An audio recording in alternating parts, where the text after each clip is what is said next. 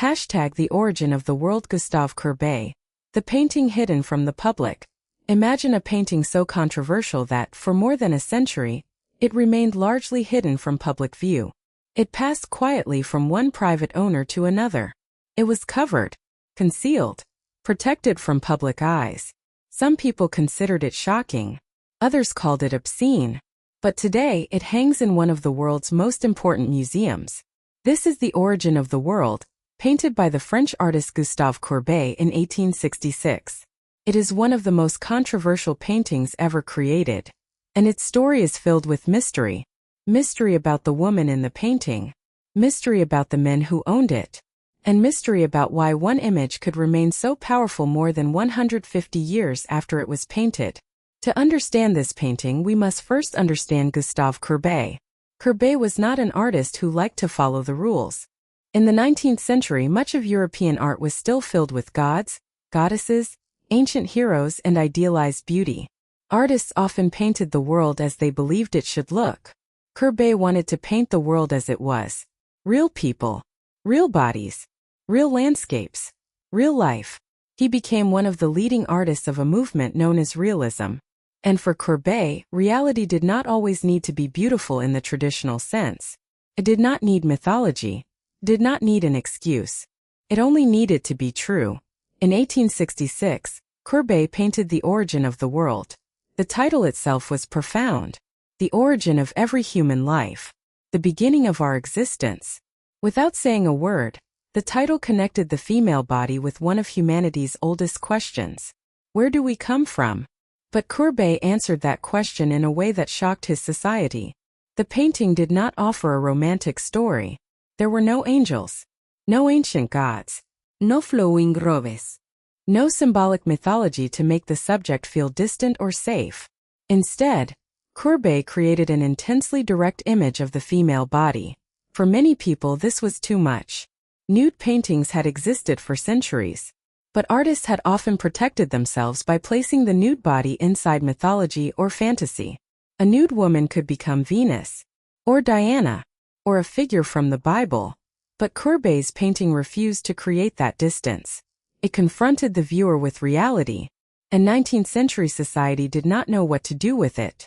The painting was originally created for a private collector. Its early owner was Khalil Bey, a wealthy Ottoman diplomat living in Paris who was known for collecting erotic art. The Origin of the World was not intended to hang openly in a public museum. It belonged to a hidden world of private collections. For years it remained behind closed doors. And that secrecy became part of its legend. Who was the woman? For a long time nobody knew for certain. One name was repeatedly mentioned: Joanna Heffernan, an Irish woman who was the companion and model of the American painter James McNeill Whistler. Heffernan had also been connected to Courbet during the time the painting was created. For many years, art historians wondered whether she might have been the model. But the mystery continued. Then another name emerged: Constance Cagnoz. She was a former dancer at the Paris Opera and later became associated with Khalil Bey's social circle. In recent years, evidence has strengthened the possibility that she was the woman behind the painting. A discovery involving old correspondence and the history surrounding Courbet's work helped bring her name back into the story. Yet even after new evidence appears, mysteries in art are rarely solved as easily as a detective story. The past does not always leave us a complete answer. Sometimes it leaves fragments. A letter, a name, a rumor, a missing record. And generations later we try to put the pieces together. But the mystery of the model is only one part of this extraordinary story. The painting itself continued a secret journey. After changing owners several times, it eventually became part of the collection of the famous French psychoanalyst Jacques Lacan and his wife, the actress Sylvia Butterly. Even then, it was not simply displayed openly.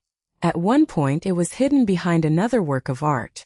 Imagine entering a room and seeing an ordinary painting. But behind it was one of the most controversial paintings in history. The hidden image remained part of a private world.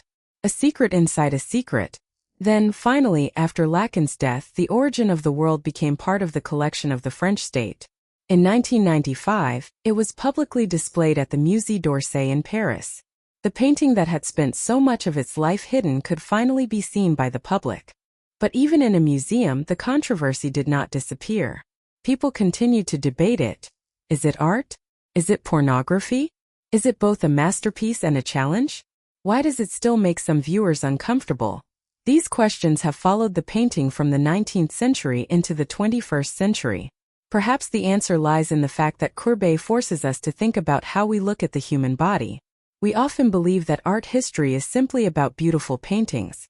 But art can also make us uncomfortable, can force us to confront ideas we would rather avoid. It can expose the difference between what society accepts publicly and what it secretly desires. The origin of the world asks us to consider those contradictions. For centuries, the female body has been celebrated, controlled, hidden, idealized, and judged. Courbet's painting entered that long history with extraordinary boldness. It did not ask permission. It did not soften its subject.